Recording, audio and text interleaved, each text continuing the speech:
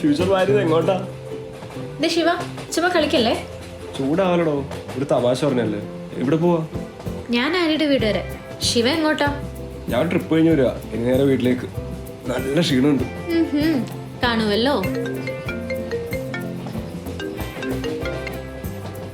Hi Geetha, നീ എത്തിയോ?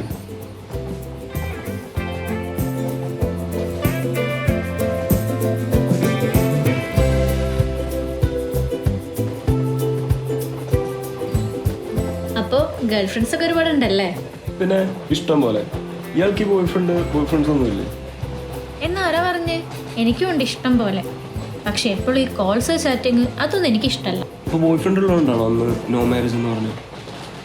Friends ഉണ്ടെന്നാ പറഞ്ഞ, അല്ലാതെ കമ്മിറ്റഡ് ആണെന്നല്ല.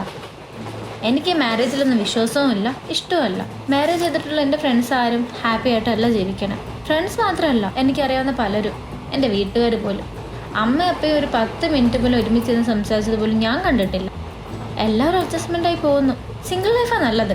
അതാകുമ്പോൾ നമുക്ക് ആരും ബോധിപ്പിക്കണ്ടല്ലോ. കറക്റ്റ്. അപ്പോൾ നോ മാരേജ്. No marriage.